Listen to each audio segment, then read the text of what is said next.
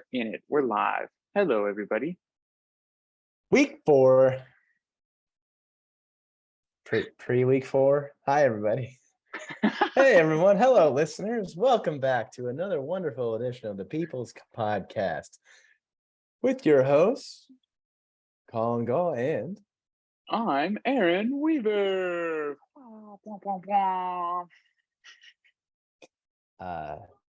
As we know, this is a baseball podcast. And as we know, the past few podcasts we've done, the Padres have played the Dodgers. It's happening again. They started a series last night. Padres won in extras, walked it off on a walk-off walk. A walk-off walk. By this time Thanks next to your podcast, we'll have a shot to take. Your secret agent, Craig Kimbrell, is just trying to get you guys in the playoffs. That's right. The former Padre. I actually was wondering how many saves he got the year he was with us. Where I derailed, I think it's between like 42 and 45. We're going to just quickly check it out. Baseball reference. While you're doing that, I'll start talking about my personal life. Really fun. I'm actually still 39. currently 39. Not even a 40 save season. Garbage. He had one with Boston. Anyway, yeah, what's up with you? Actually, before you do that, check out, I got another pumpkin ale. I can't do it. Oh, this is great. This is great material. A Pacifico. This is called The Fear. It's a Imperial Pumpkin Ale. I did a make your own Trader Joe's 6-pack with Chelsea. So we got a few of these ones, a few ciders. More ciders than I realized we got. It's like a 50-50 split, but it's fine. But yeah, we're back on the pumpkin train, gentlemen. I guess we never really left the pumpkin train since the first time I mentioned it. But anyway, how was your weekend? I don't even remember what I did over the weekend because my mind is so dominated by game night last night. I had my buddy Mike over and Kirch over yesterday. And those two with me and Ashley, we learned how to play Wingspan. And it is an incredible game. I had so much fun. We played outside. The weather was nice. Just picture, a perfect Santa Barbara night. Perfect weather, yeah. Shorts, t-shirt, no prob bob. We strung up some lights. We strung up some lights once the sun went down. It was a beautiful pink sunset in the clouds. It was just a lovely evening. And this game, Wingspan, it's beautiful. You learn about real life birds. It shows you like their geography, their wingspan, actually in centimeters. It comes into play because there's some predatory birds, right? And they're like, if you draw a bird card, if it's a bird with less than 75 centimeter wingspan, your bird eats it and you get a point, right? Pretty cool stuff. And so you just basically, the whole point of this game is you have like a set number of turns to build the biggest bird empire that you can. And O'Malley hates it because he thinks that it can be like maximized. Like there's got to be some algorithm out there to like just win every time. But that's why O'Malley is the resident curmudgeon of our league, because those of us human beings in the league just really enjoy banter and looking at bird pictures and I thought Max was the resident curmudgeon. Well, as I think O'Malley is competing with him, right? He was in the gutter forever, so like obviously the Sacco is going to be a curmudgeon. But now that he's a champion, he has no excuse to be complaining pants all the time, and he's a homeowner now. So you got that level to deal with. Yeah. So I think he's got a taste of glory and now he wants to be the league curmudgeon. Yeah. So he's challenging Max, challenging maybe Evan a little bit. Top 3 contenders. Another curmudgeon. Yeah. Mm-hmm. All these dads are curmudgeons. But yeah, so this game accidentally took 4 hours, which many listeners of the pod would hate this experience. But that's a lot of centimeters of wingspan. You know what I'm saying? Yes, ladies love them. Doctors can't explain them. but ecologists can. It was like just such a fun 4 hours. And it's one of those situations where like at the end of each round, we would go back into the kitchen, make another round of drinks. And by the end of the night, I was like seeing blurry vision, right? And then,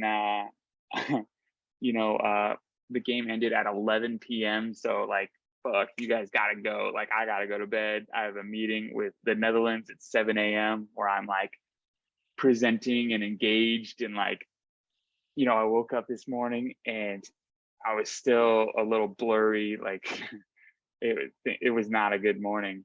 So Where you're like, all right, gang, here's an icebreaker. What's your favorite bird? And bonus points if you can name centimeters of their wingspan. yeah, recent development about me. I'm really into birding recently. I actually learned this the other day that the Netherlands have 4 flocking bird types. No, I didn't know that, but anyway. So now I'm like daydreaming about getting to play Wingspan again. And I learned that you can play one player. You just like draw a card and it says like what the computer moves are, and you can randomize that. So now I'm just gonna be like playing Wingspan with yourself. Yeah, until I get friends back in Santa Barbara. Who won? Ashley won. She beat me by 1 point, and then Mike came in third, and Kirch, the only person who knew what he was doing, got last. So that's pretty fun. But yeah, I can't wait to share it with you, and we get to play some good rounds. Excellent. Yeah. Bird me up. Yeah. How about you? What's up with you? How's your weekend? Let's see. I spent the weekend in Tucson, Arizona, sweating my ass off, playing Ultimate Frisbee. Drove on Friday, 6 hours, not that bad. Saturday, 3 games. Won our first game like 15-4 against some dog shit team from Vegas. Second game we won on Universe against a team from Berkeley, which that win put us into the semis against Condors, and they just fucked us up. It was one of those games where you would reevaluate your entire life and you're like, why the hell am I playing Ultimate Frisbee in Tucson, Arizona right now? So after that, we were dropped in the backdoor bracket. Sunday we had 2 games. Won our first game on Universe. I scored the winning goal on offense. That was fun.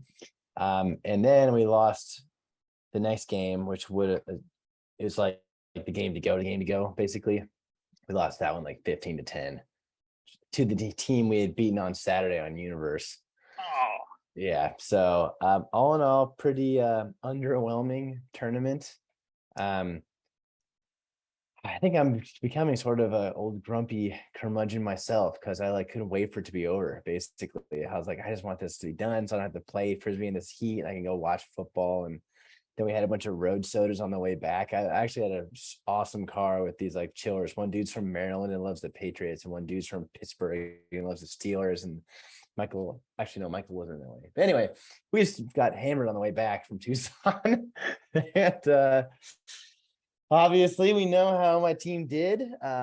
3 for 3, so pretty good. And we'll get to that in the listener question portion of the podcast. But all in all, fulfilling weekend of playing, but happy to be done with the competing part of Ultimate. And now we can just shift gears into the coaching part, which is a different kind of fun and much less physically taxing. Mm-hmm. It's basically like off-season bod time for you. It really is. One of my favorite things of coaching is tournament mornings, just watching the team warm up and sipping on a cup of coffee and being like, look at those losers warming up. Chomping on your egg McMuffin. Yeah, whatever it is. I can do whatever I want in my body today. It doesn't have to run around. Yeah. You could be drinking a slushie, right? Well, Doesn't matter. Put Irish coffee in that cup. Get a little fast and loose with the strategy. Spicy. Ooh, yeah, speaking of Irish coffees. Yep. Actually, sorry that I just started talking over you. Bad podcasting. We finally booked our Euro trip tickets, and we waited so long because I had this grand idea of maximizing a new credit card's intro offer, not even like connecting the dots that the normal amount of money that we spend would easily cover this intro offer. So we waited basically way too long to buy our Euro plane tickets, and like we wanted to go to Italy, and it was double the price of when we had initially started planning our trip. So we're just like, fuck, that's a bummer. So we pivoted to Dublin, and so now we're gonna spend Hell yeah. 5 days gallivanting around Ireland, and I plan on drinking a lot of Irish coffee. And I'm really excited for it. This is a good story. Yeah. That's happening in a couple weeks. So you are going to need to find some guest podcasters. Talk I have that a other few, pod. a few in my Rolodex that I could get to come back. Yeah. You should make it a rule, though. They have to come visit you in person. Ooh. That'd be sweet, which actually ties into my next question. Are you getting down here this weekend? No, I actually have to. I'm house sitting instead. My brother is going to Yosemite and they can't bring the dogs. So I'm going to go hang out in his mansion and use the hot tub every night and pool every day. Ew. Get cuddles from the pups. Oh me, oh my. Playing Wingspan by myself. That sounds great. If you guys don't hear from me, it's because I'm lost in the thick of the flocking season. Bird wars. Yeah. I've made friends at the local market, recruited people to play Wingspan with me. Shall we move on? Yes, it's time. That's for all the listeners we still have left. So keep going. Well, you want to hop back into your stack story? Hashtag stack story. I mean, there's one stack. It's the one true stack. The one ring that was made. The one stack that was piled higher than the rest. Josh Allen and Stephon Diggs remain to be the undisputed stack of the league. They have combined for 164 points through 4 weeks. And if anybody wants to do some math checking on this is pretty funny. That's only 100 points less than Cuckfest 2022 through 3 weeks, right? That's tough. Tough to hear. I mean, I'm not that far off, actually. It's only 130 below me. So I'm right there with you, Cuckfest. Dude, do you see this new update that Yahoo did? Are you seeing this too on their website? If you like click on a player little blurb, this like huge window pops up and you can scroll through all the players on someone's team on the left-hand side. Nope. Now, maybe it's just because I did my pre-podcast computer update log out, log in thing, but there's a pretty interesting update going on here. I don't know how I feel about it being a part of COP, you know, it's the old man in me. Hey, I don't know how to use this. Yeah, I hope that they're not trying to be more like Sleeper or like ESPN is just such dog shit. Yahoo is so unreasonably better than ESPN. I hope that they're not trying to take some of those features. But anyways, tied for second, we actually have a tie. The Cooper Kupp, Matt Stafford stack and the Kyler Murray, Marquise Brown stack both have 103 points combined. So that is pretty cool. I mean, I'm doing some rounding, but Stafford's getting the bench job by Bacon this week. Yeah, Stafford let him down. He almost gave up the booty last week to me. In fourth place would have been the Derek Carr, Devontae Adams stack. They have 97 points, so not far off. And then sad stack that was no more. Sad Weaver, Wussel and Carlos Sutton coming in like way behind at 78 points. That's an abysmal number. Is there going to be a QB controversy on Born Again Virgins? You don't even have a QB to have a controversy with. Yeah, no, I'm over here debating which tight end to play for some reason, and hoarding my backup running backs, just waiting for Dalvin Cook to really fall apart. This is pretty interesting. I've looked at all those stacks, minus Dak and CD, but Cup and Stafford had their worst weeks of the season. Kyler had his worst week. Russell had his worst week. Josh Allen, Stephon Diggs also both had their worst weeks of the season. Marquise Brown had a good week, and Sutton had an average week. But it's interesting that like all those players didn't really produce. Yeah, this week was a weird week in fantasy. I mean, Brad pointed out in group meet that it was the lowest high score of the league point total this past week at like 132, I think it was. Yeah, 138. 138. So just an odd week. A lot of like randos scoring shit, right? Like the Ryan Tannehill fucking QB sneak that helps nobody. Frank Moreau on the Raiders, I think, scored a touchdown. Like, what? Who are you? Why are you on the field? You have Darren Waller on your team. Makes no sense. Makes no gosh darn sense. But yeah, anyways, that's the stack situation. I don't know how long we'll keep it. It's kind of fun. that divide keeps growing and growing between the super stack. Yeah, the gap is larger than like Russell and Cortland score total. in total. Yeah. And it's just a reminder of like what could have been. Anyways, pick them. What's next?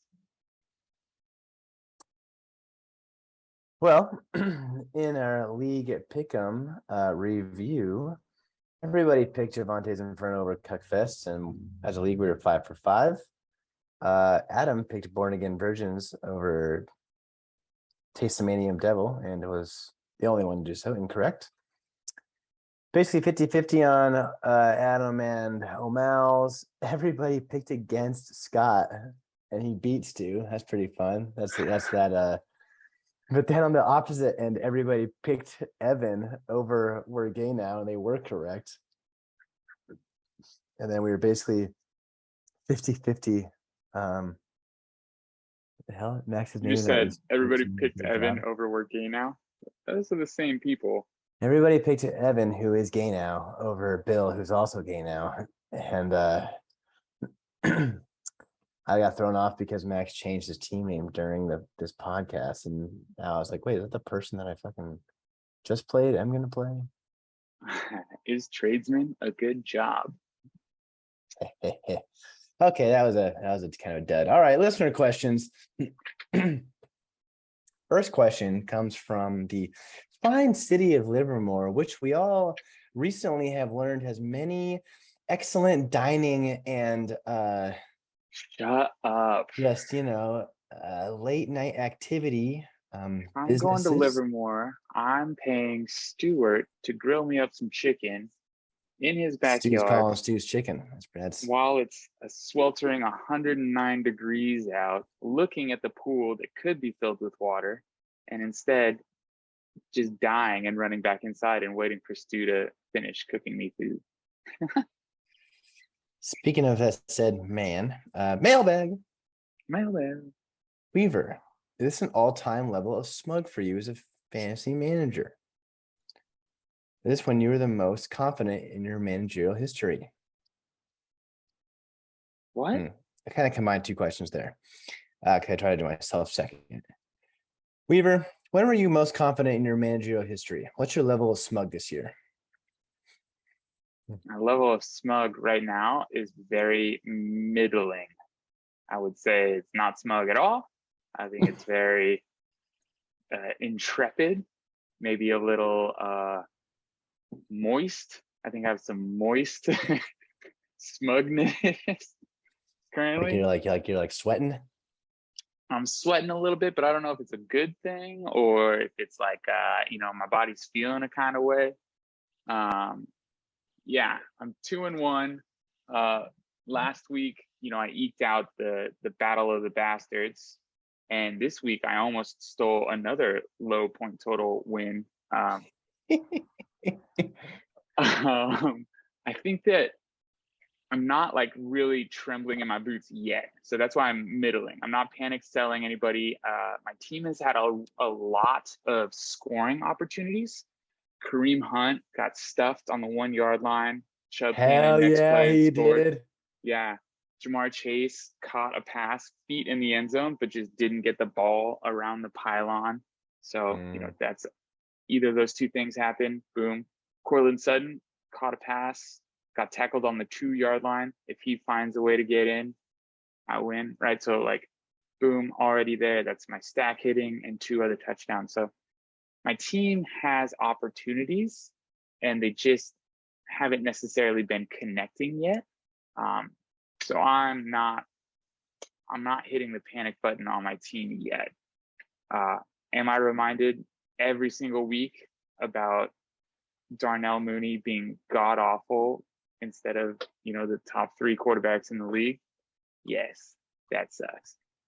But I'm just going to keep bringing that up because I can't get over it. What was I thinking with Darnell Mooney?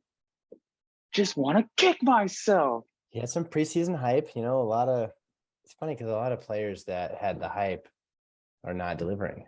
And like it could have been on any of our rosters. I would have drafted Darnell Mooney for sure. So it's like how the cookie crumbles. Yeah, totally. Stu's question for me is, go ahead. What you got? The time that I was the most smug was when I had my championship season, and I had rookie Todd Gurley, I had Le'Veon Bell blowing up, and I had like the best team in the league by far, and then I got upset by Peebly. That was the famous Max versus Waiver semifinal showdown, where Max almost kicked me out of the car on the way home while we're on the freeway. 1-on-1, yeah. Yeah, that was by far the most smug I've ever been. Yeah, and it's been a decade since then, so I'm due for some smug. I gotta go to the smug store.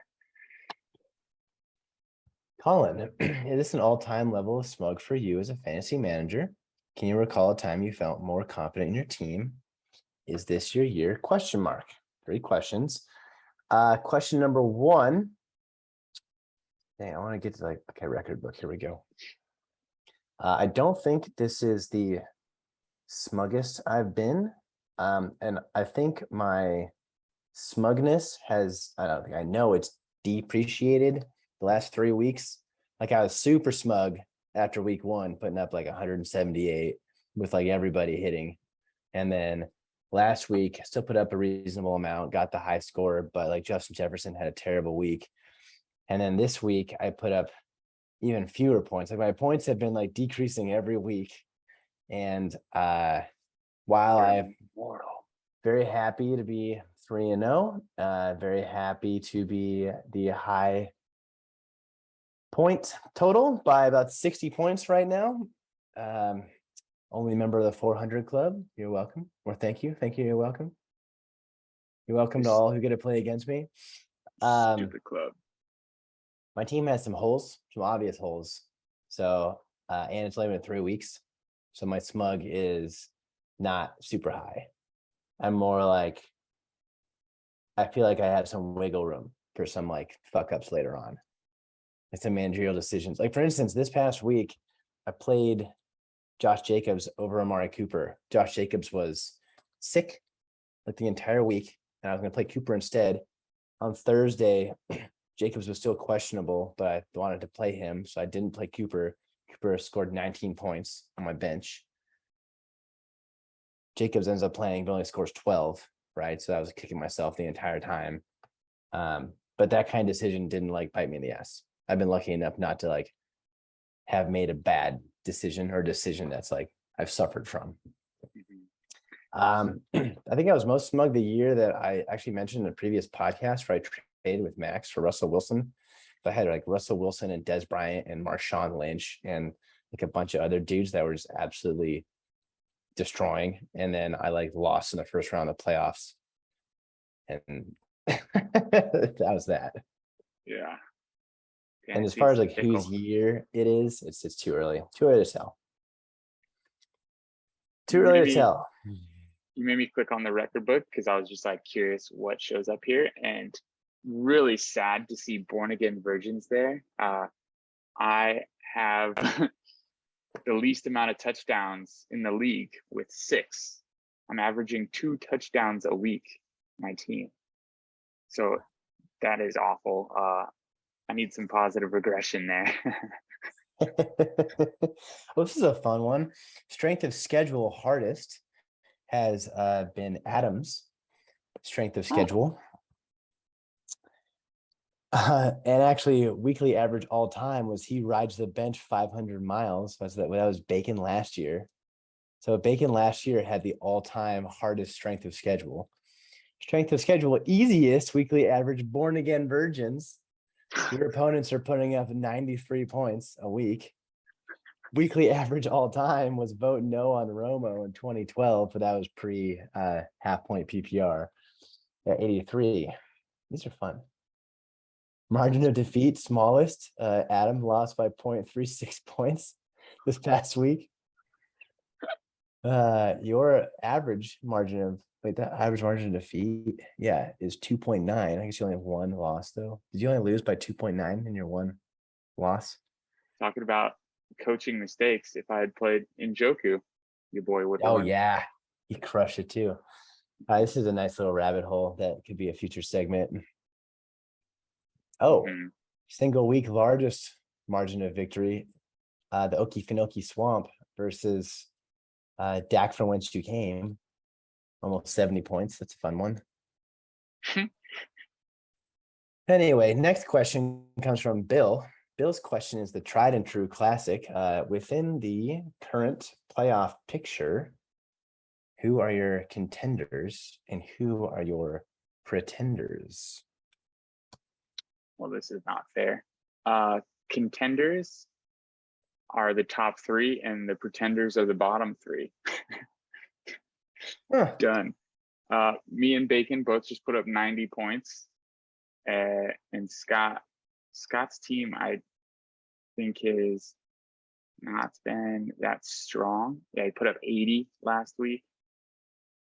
125, 80, and then 118. So there's a reason he's 4th place. But what's a king to a Godwin? Explosive, as you witnessed.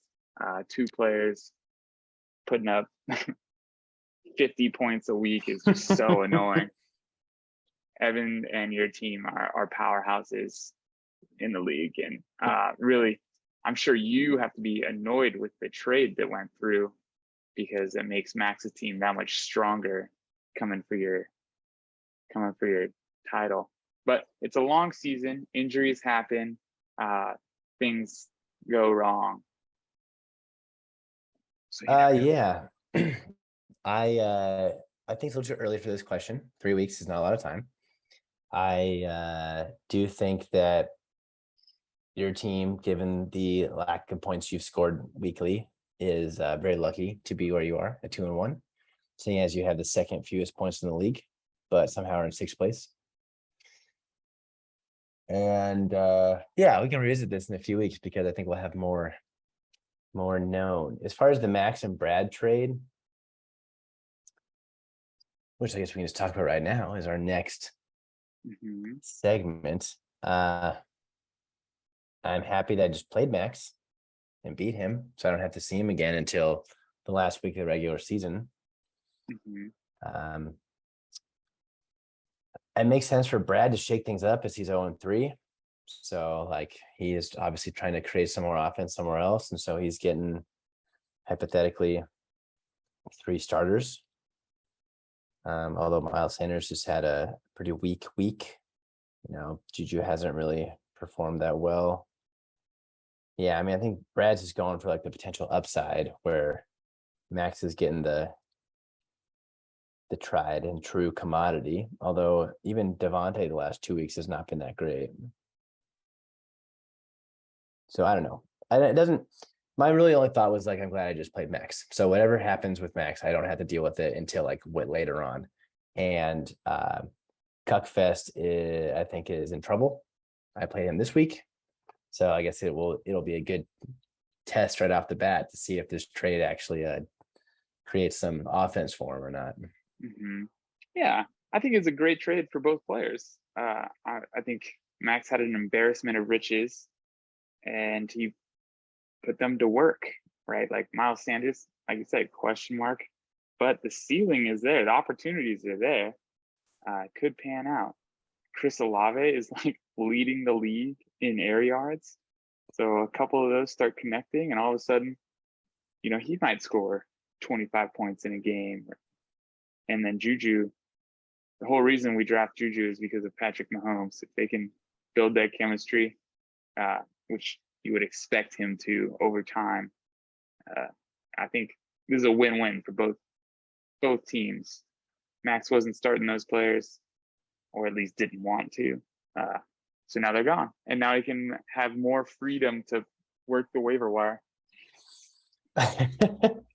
He has fewer good players, so he needs to work harder on the waiver wire. He still is looking really good. I mean, yeah, we talked about Kamara, Barkley, and Elliott. Elliott doesn't even make his starting roster anymore. Although Saquon actually found the end zone. That's right. Saquon had a great game. Yeah, Max team was good. Herbert and the Chargers got smacked around by the Jaguars, so might have to do with his lingering rib issue. And actually, Gabe Davis also is still banged up too. So we'll see. I want to piggyback off of this and ask you for the three players that Brad just acquired: Sanders, Smith-Schuster, and Olave.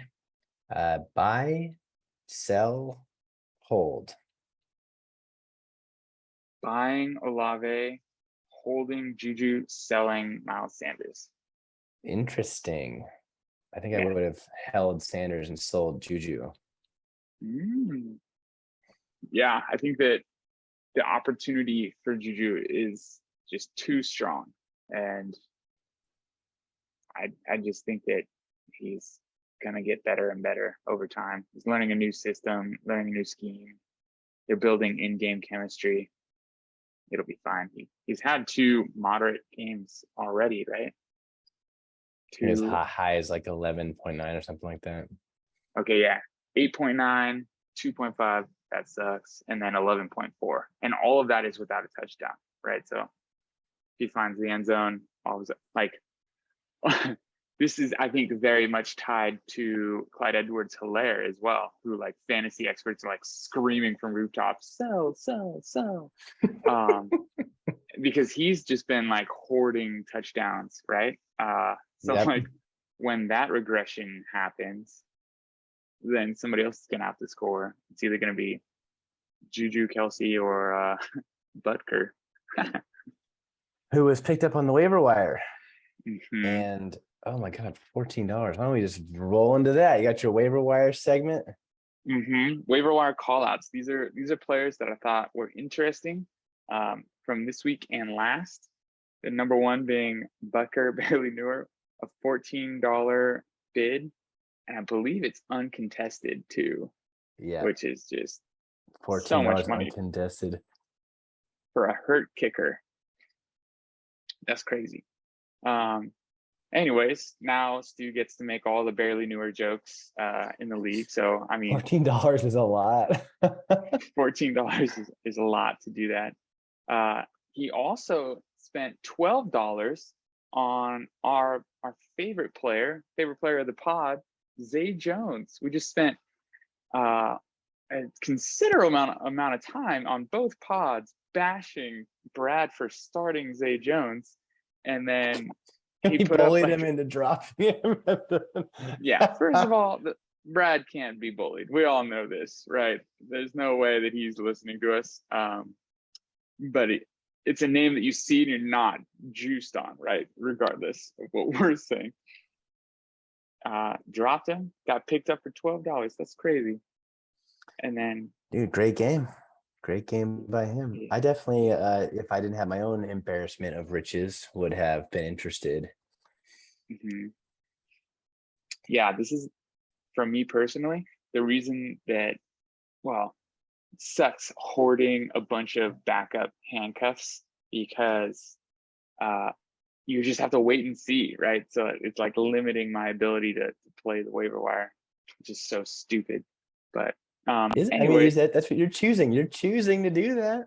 yeah, I know. It's fun, but stupid. And then the last shout out is $21 on Darrell Williams last week. That was a classic. We thought that James Conner was going to be injured. He's made of glass. He ends up playing. Darrell Williams doesn't play at all, and is now back on the waiver wire for free. So that's fun. And I know not to keep him as part of my handcuff strategy because he was not it. Probably also a factor in Brad's trade, right? If he's got fewer dollars to spend, you got to find some other guys a different way.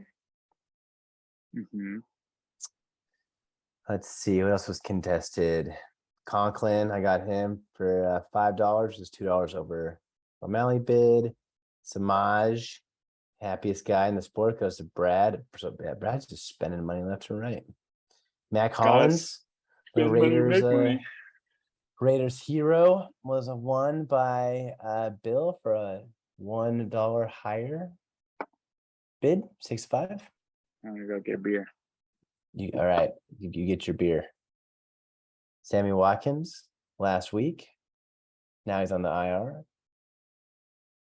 That's fun. Let's do a quick look at our current fab budget remainders. Starting with Cuckfest, he's got $30 left. Adam's got 83. Pebbles got 87. Bill's got 87. Stu's got 57. Both Max and Scott have 100% of their budget remaining. Weaver's got 96.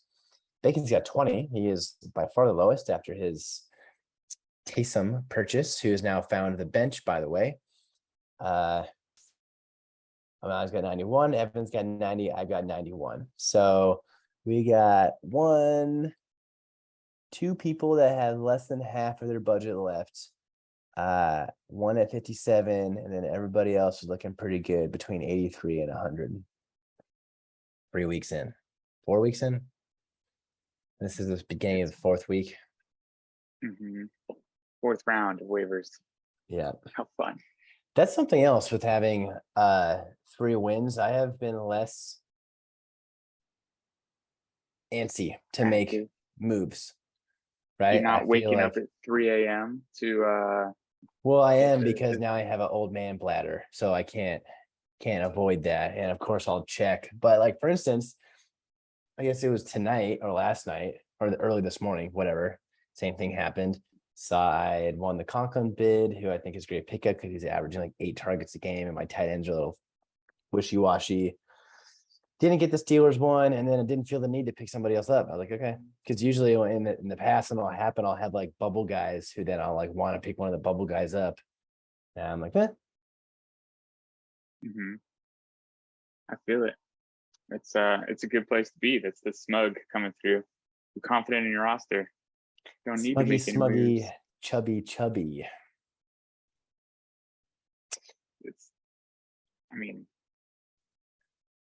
Yeah, it's a name.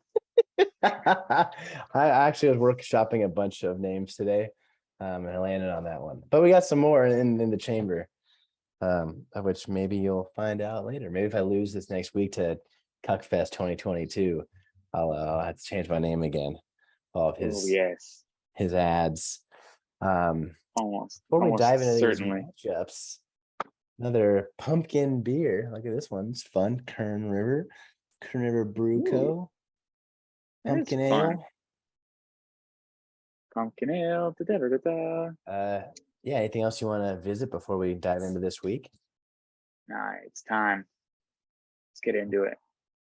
All right. Where to start? Where do you want to start? Let's start with my matchup.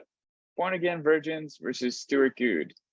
Oh. The original Couple of Best Friends Hanging Out podcast versus the impersonator. Secondary. Yeah, the impersonator pod. Remember how mean we used to be? Or was it just not me? So committed pod.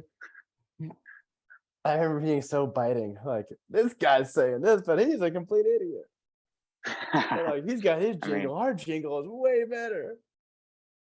Ooh, well, we didn't have a jingle that first year, and his jingle was objectively delightful.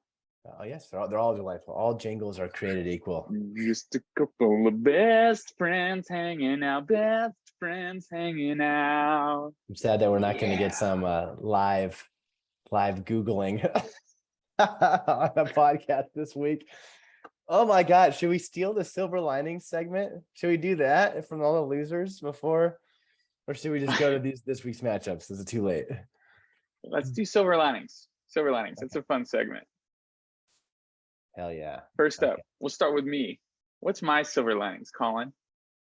Me versus Bacon. Fun. Okay, let's see. I'll look at that 30-second pause when he was talking about Brad's team. All right, let's see. Silver lining number one, there's a close matchup, right? So even though you lost, you didn't get blown out. And if we're looking at the rest of the league, others scored around you. I guess only like 3 others scored around you, but still, you weren't like obviously the lowest. That was Bill.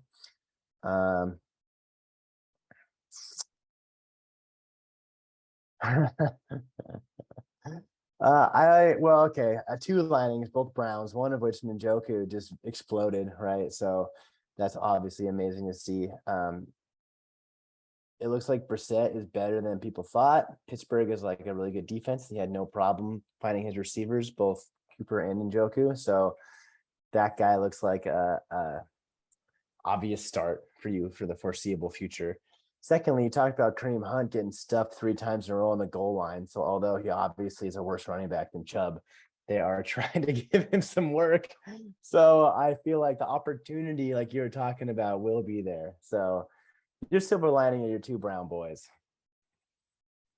My Brown boys. Browns boys. My Brown boys. All right, cool. I'm going to take the hard one.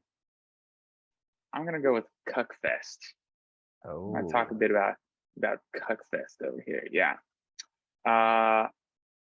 Let's see. He made some sad decisions. He could have won his matchup easily had he gone with his guns and not get cute.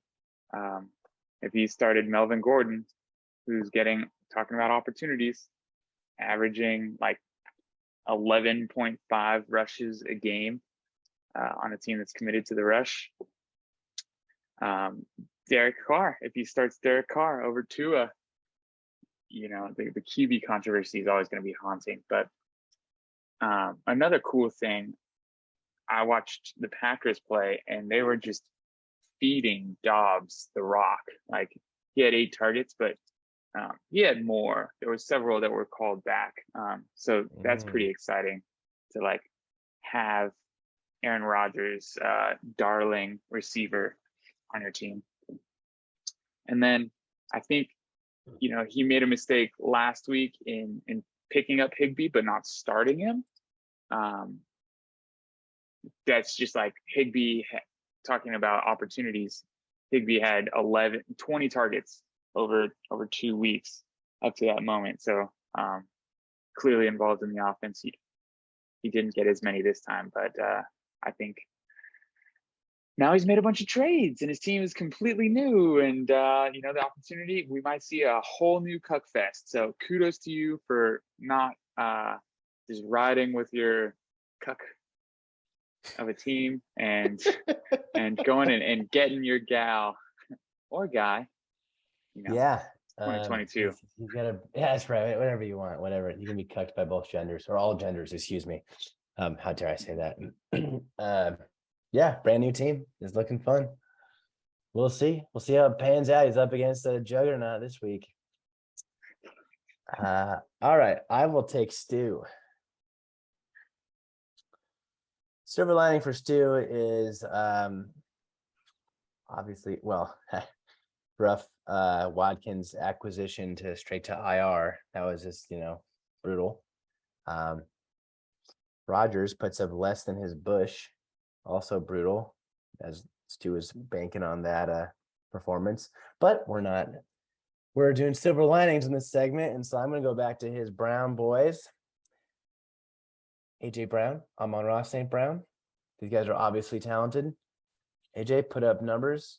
Amon-Ra got banged up, but I think he's going to be all right for this next game. They're playing Seattle. It's a good bounce back opportunity. Also, just kind of down games across the roster for his guys. Like Jones putting up 4.2 and Waller putting up 3.7 are going to be outliers to their average production. So I think it's just going to be chalked up to a subpar week, but shouldn't be the norm. Chalked up to that's fun. All right, I'm gonna hop over to Wake Me Up When September Ends. I really do like this Phenomenal. team name. Yeah, changed by the way, Phenomenal team name. It's September and he's lost in September a bunch. So great. It's just great. Mm-hmm. Truly, the layers. The layers. Team name, Adam. You've done it again. Silver linings for you. You were in this matchup to the very bitter end of Monday Night Football. I was cheering so hard for you. You were my pick. You were my sleeper pick of the week. Michael Thomas doesn't get hurt, you might win. Silver linings, pretty cool here to see. Treylon Burks' coach is talking about getting him involved more. So that's fun to hear about any of your coach players. Speak. Yes, coach speak. We're going to get this big body the ball more. Derrick Henry finally got going. I called that out last week. He was going to go against the weak and puny and sucky Raiders, as our Raider fans know. One Tannehill greedy sneak away from a victory here. So your team is not as bad as your 0-3 record would make it seem. So I think you're on your way up. Dak Prescott is only 3 weeks away from coming back. So that, could be a good thing. Is he elite? I don't know. But regardless, you got Sunshine, Trevor Lawrence. Sunshine. Yeah. Good. Derrick Henry had Derrick Henry week. Finally, right? That's a good sign. Finally. And you can't talk about Adam's team without talking about Pitts. Pitts finally was getting involved. They heard the podcast. And Lamb. You got some guys who are producing as they're expected to. Yeah, you love to see that. You just need a little bit more help from your unfortunate quarterback situation. All right, next, let's see. I'll do Bill. We haven't done Bill. I think Bill's going to be easy. He just got some dogs. Well, sucks to have a defense go negative, of course. Yeah, what a fun game that was. Chargers against Jacksonville. But what I was going to say, silver linings is both Hill and Taylor to a certain point underperformed. Hill, I guess this is kind of Hill in a nutshell. Is like the boomer bust. I mean, he had 38 points the week before and only 4 points this week. But again, much like Mr. Stewart, and this is an anomaly and should not be fretted about. Although Bill does find himself in an interesting spot, being 1-2. How often is Bill in the bottom 6 of a league? Not often. Never. Let's see how that team responds this week with some added adversity. He's got J.K. Dobbins in his lineup this week, but we'll not get ahead of ourselves. Silver lining is that his team is better than it performed. Hurts again had a spectacular week, and that will continue. So, Bill, you got nothing to worry about. You got nothing to worry about. All right, popping over to is Tradesman a good job? I say nay. Yeah. Silver linings. I say nay. Drake London is elite. And normally you have to wait for rookie wide receivers to put up points, right? They have to learn the game, learn the speed of things. He's already putting up points early. So you love to see that. Just made a great trade, in my opinion, trading your backups for one of the best wide receivers in the league. Saquon is trying to regain the throne as the best running back in the league, currently only behind Senor Smug Chubb. That's huge. If Kamara can get it going, you're going to be the team to beat here soon. And obviously, if Herbert's team doctor doesn't puncture his lung while treating his ribs. I don't know if you saw all the memes that came out telling Herbert to avoid that doctor. That guy's getting sued currently by Tyrod. Yeah, as he should. I mean, he missed out on. He was the starting quarterback, and then now he's on another team as a backup again.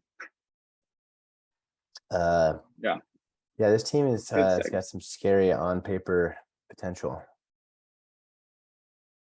Yeah. I wonder if Ezekiel is going to stay on this bench. That's interesting. I feel like if I was a Zeke manager, I would have a little more leash. But Max is 1-2. He's trying to shake things up. He's going for boom. He's going for the boom. Zeke did just have his best game of the year. But yeah, 15 rush attempts. Yeah, with that trade, this is a scary squad. Hashtag scary squad. Mm-hmm. Hashtag scary squad. That's your silver lining. I don't think we were as funny as Stu is. No. We're sincere. Few people are. That's very true. He just has a way of towing the line between inappropriate and just downright fuckery. I just don't. Into this week's matchups. Why don't we start with the 7th place team playing the 11th place team? Is Tradesman a good job versus Wake Me Up when September ends?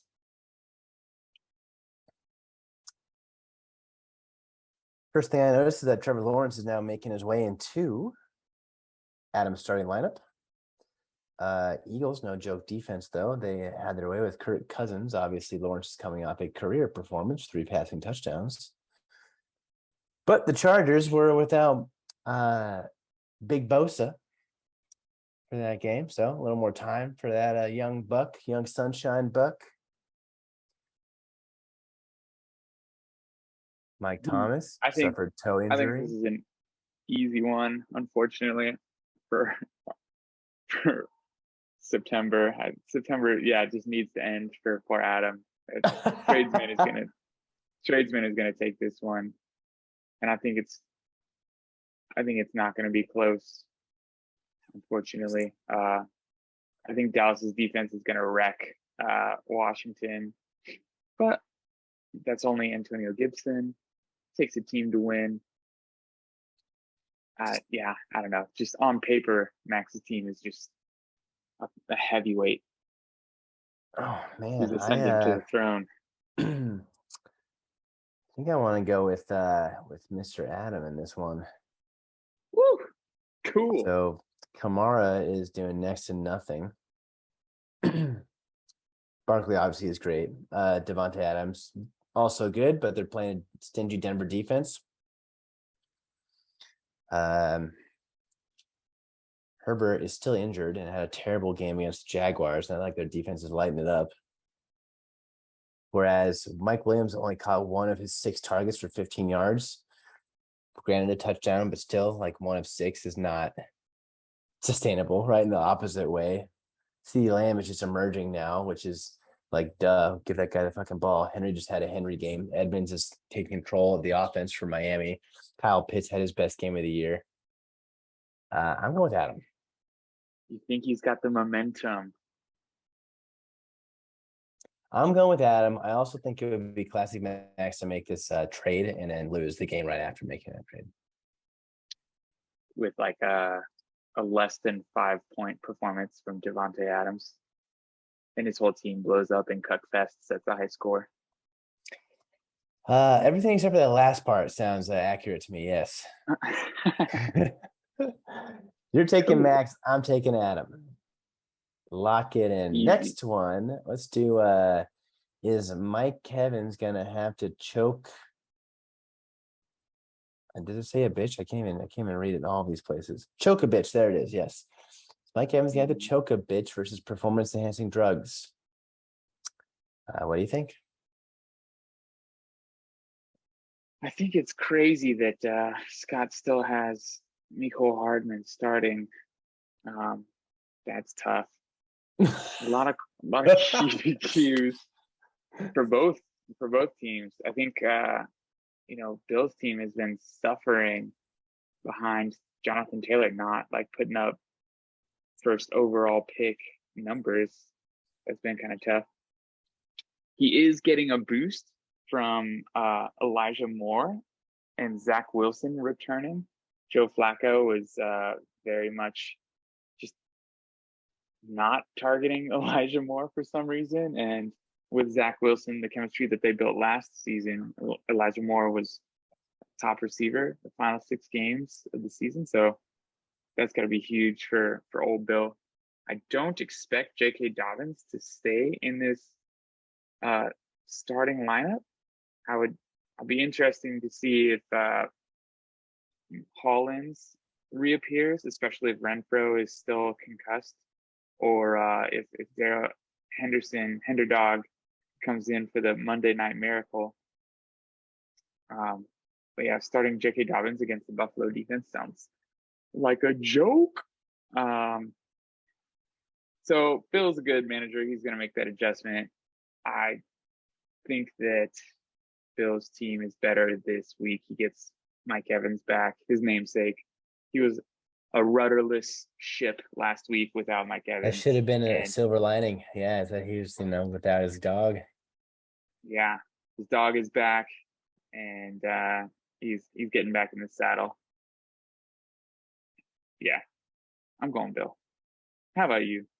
I'm also taking Bill. I think the lineup we see today will not be the lineup we see on Sunday, at least for Bill. Whereas for Scott, I am uncertain of that fact. I think this probably is the lineup we will see on Sunday, mostly because his current bench is bereft of talent, and he doesn't have another wide receiver eligible on his team currently, so the hard man will stay there unless some moves are made. And overall, Bill's team is just more talented. I think he will have a bounce back week and get back to his winning ways. So I'm also going to take Bill. Yeah, if Swift or Pierce miss this week, that is really in a rough spot. I guess he does have Williams, who is just crushing it. Yeah, Williams will be in the starting lineup very soon. 1 second. All right, somebody's breaking into Colin's house. It's kind of scary. Or it started raining in San Diego, and Colin hasn't seen rain since he was a young lad, and so he's going down memory lane. Who's to tell? I'm going to talk next about the 5 versus 10 matchup. Tasmanian Devil versus Javante's Inferno. 2 teams that have been hurting recently. 2 teams that have underperformed for a majority of this season. You hate to see that. Tasmanian Devil, we're going to start with you. Your namesake is Riding Pine. Jameis Winston might not play this week. And unfortunately for you and your gamble, they're having Andy Dalton take the reps instead of Taysom Hill. So that's a huge bummer for you. Silver linings for your team. Devontae Smith has been blowing up, and it should be a fun game. Philly versus Jacksonville, so that's quite nice. Curtis Samuel versus Dallas is fun. Clyde Edwards-Helaire is playing Tampa Bay, so that might be very challenging. Ugh. Meanwhile, Bill stashed Khalil Herbert, so if David Montgomery can't go, that's a huge boon for your team. This might be the get-right week for Austin Eckler. He's been very pedestrian so far this season. That always hurts you. Kyler Murray loved all of the memes about Kyler Murray sucking because the Call of Duty beta came out. last week. Yeah, so he'll have a whole week of playtime done, so he'll be able to get back to football. But I saw a Twitter thread of like film footage just absolutely roasting Kyler Murray for like not spending any time looking at defense and identifying like blindside blitzes coming and not setting up hot routes to attack these formations. It was a very fun quality tweet thread. But T. Higgins is Captain Insano. If Jamar Chase wasn't on that team, T. Higgins would be by far the stud muffin of them all. You're muted, bruh. Carry on. Someone's asking for some assistance in Spanish outside my house. I have no idea what he wants. So I'm gonna go figure it out. So I'll come back as quickly as possible. No habla español usted. Un poquito. Have fun. All right. Go Dirt hit pay dirt last week, and Javonte Williams. Really, that Broncos team is just struggling. Another week. The Raiders helped Derrick Henry get right, so maybe this will be the get right week for Javonte. So that's who I'm gonna pick. I'm picking Javonte's Inferno. Yeah, Cousins. Kirk Cousins in primetime is a bummer. Luckily for him, nobody will be watching that London 6 a.m. game. Gross. Moving on to born again virgins versus I'm unvaxxed but immunized. Still top 10 name of all time, in my opinion. Like I said earlier, my team has to have some positive regression. I have to score some touchdowns. Last week I scored 1 touchdown. The week before I scored 1 touchdown. It's brutal. And I think that this week it's going to happen. The Raiders are going to help Russell and Cortland Sutton get right. It's going to happen. Right now our projections are a little funky because Dalvin Cook is projected 7 points.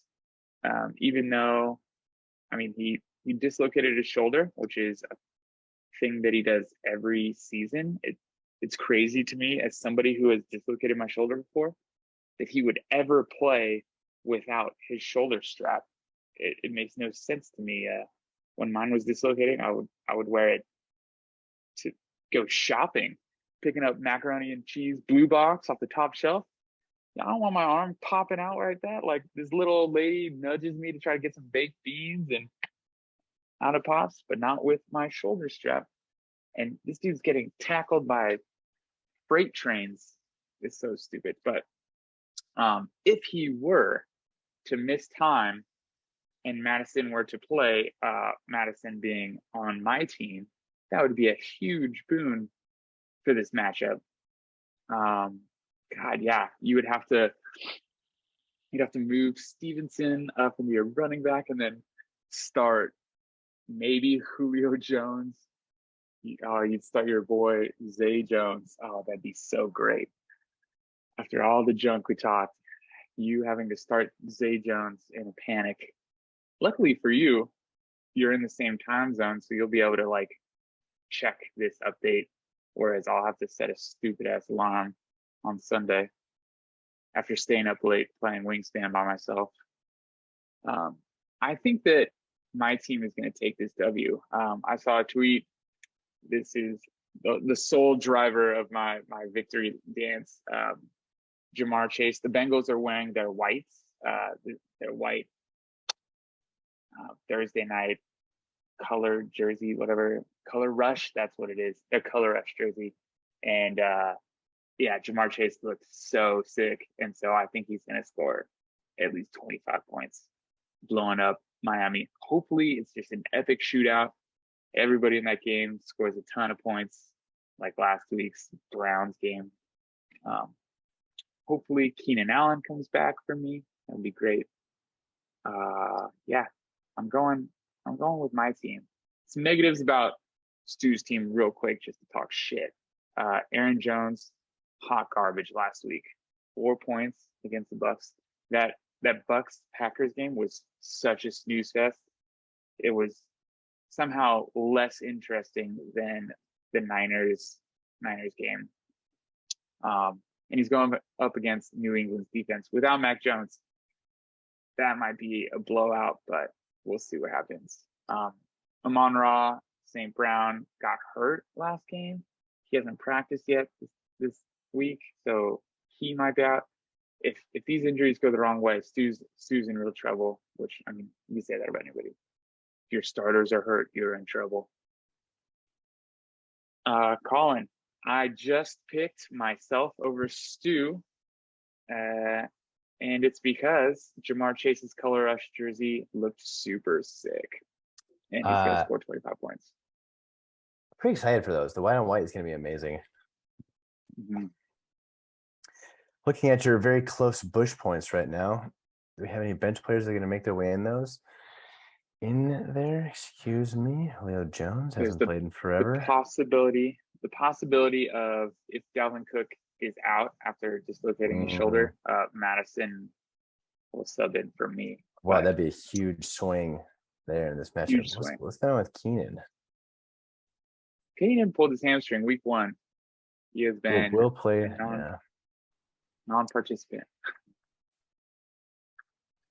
I'm going to take Stu. And I'm doing that because you are averaging not very many points per week. And that's my analysis. Although I will say if Amon-Ra and Dalvin Cook they don't play then he's gonna be in trouble. Yeah, it's a get right week. Takes Weave. Collin takes Stu. The Broncos are playing the Raiders, so they're all naturally gonna do really well. So my stack is finally gonna hit. You think that now is the time? Mm-hmm. Did I miss any other matchup analysis? Yes, I took Javante's Inferno versus Tasmanian Devil. You took Pebs? I took Pebs. Mm-hmm. We talked about Bacon sitting the stack, sitting the Stafford stack there. Schultz is actually a little banged up too. Wow. Limited practice. I guess he was limited though. Oh, this is gonna be a close one too. A lot of close games. Murray and Brown are gonna be motivated to get out of that tie for that number 2 stack spot. Pebbles has Khalil Herbert filling in for Montgomery, and it's exploded last week. I love how we budgeted time to give you these matchups, and I was not going to do that. I'm taking Pebbles too. Yeah. Nice. We'll take Pebs. O'Malley versus Evan, shall we? Yeah. This is the matchup of the week for sure. 2 heavyweight contenders. They have a 2v3 5-round fight. Yeah, 2v3. Wow. Yeah, okay. Well, let's see. Looking at them, we got the stack of stacks, the super stack. Also, we got a fun Ayuk versus Samuel matchup going on here. Kirk's back in the lineup for Ev. Maybe he never left the lineup, actually. McCaff.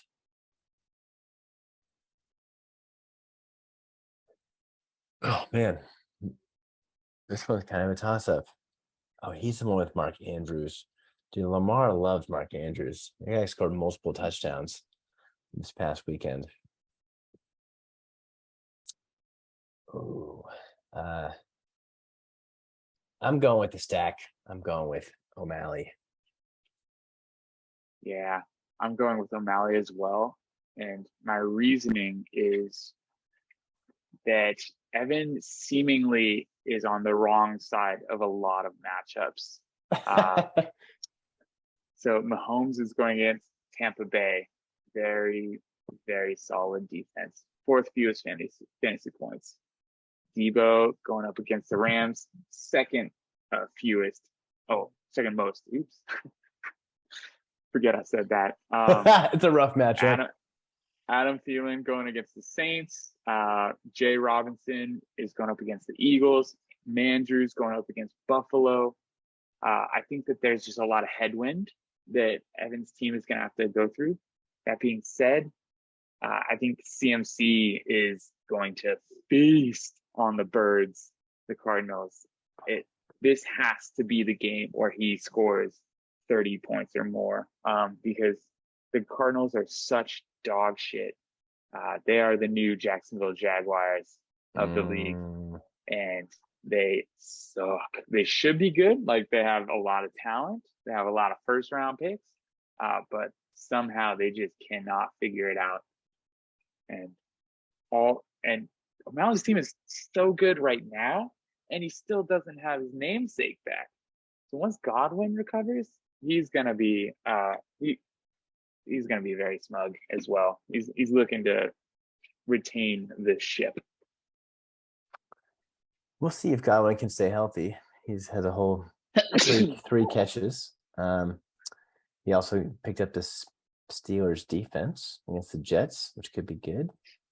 He's got a little hawk and cock going up against the Seahawks. It's a high bush for a tight end. Around high bush when Mandrews has 12.4 right next to him. Also a high bush, and I talked about Mandrews. All right, we're taking O'Malley. Giggity. Oh, what? My bush went down. What the hell? All right, who you got in this last matchup? Smuggy Chubby versus Cuckfest 2022. I know. Jeez. Wow. Brad's whole team is questionable. That's crazy. 4 out of 10, not the whole team. But his entire team. It's a big percentage. I really want to pick him to be contrarian, but I just can't. Your team is too smug. I can't even see through the smugness. There's a cloud the smug cloud from my screen that I can't find the pick Cuckfest to win button to win. I want to with my heart and soul. You know what? Nice. I'm just gonna. Wait, no, I can't do it. Yeah. I can't do it. Smuggy. I'm sorry, Cuckfest. You're getting cucked again. You've been cucked once. You've been cucked twice. Get cucked 1,000 times. I'm also taking myself. It's gonna be interesting to see Lamar play against Buffalo, although they just fell to Tua, where Waddle still went off, which was great. I didn't go off. He had 13 points, which is fine. I'll happily take 13 points out of him again. Yeah, I think I just have better players. God, watching Tua stumble after he looked super concussed, that's actually a mirror image of me stumbling out of bed, going to, stumbling over to my desk to take my 7 a.m. call this morning. Mirror image. But luckily I had my my shelving unit back here and in the drawer to crawl to work. Yeah. That's it. That's all there is to it, folks. Any wisdom? Anything you want to drop on the fan before we No. Bay Area gentlemen, I'll be up in your neck of the woods in about 3 weeks. Oh, going in for Adam's tux fitting. Yeah, nice. Yes. You're gonna get all dolled up. You're gonna look so cute. It was 21st, 22nd, 23rd. I'll be up there.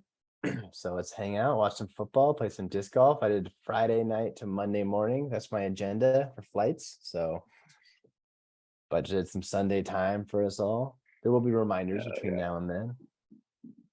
Good. What did you have to do for the random stranger? I'm glad that you came back, by the way. was a classic Coyote move right there of like, hey, I need help. Come help me, single person. And then yoink, never see Collin again. Yeah, so I'm like sitting up against like the front of my house in this window, which looks out onto the street. My door is open to the sunroom. And so there was a man out there who only spoke Spanish, who was like waving at me and making a ruckus. I mean, he wasn't making a super ruckus, but he still was trying to get my attention. He did. He only spoke Spanish. And so because my Spanish is not what it once was, decided to go out there with my translator app to be like, what the hell is this guy talking about? I mean, I figured out between just me talking back and forth with him that he was trying to like see a unit. Although I don't know if it was a unit in here or somewhere else, like to rent. So I went out there. This unit? I didn't show him that unit.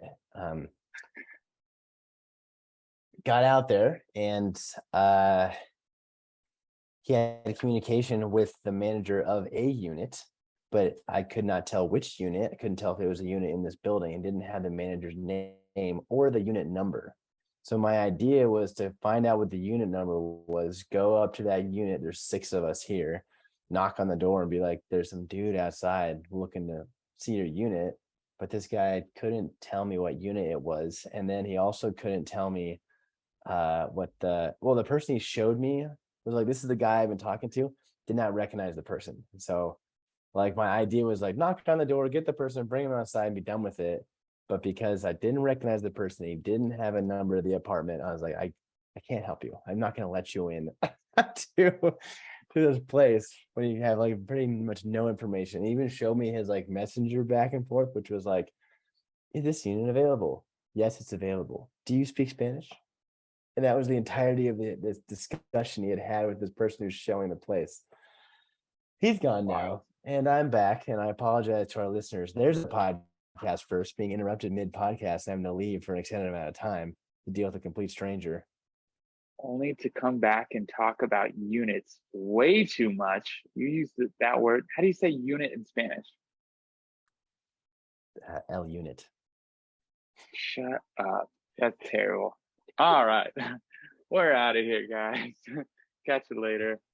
Good luck to everybody except for Cut best.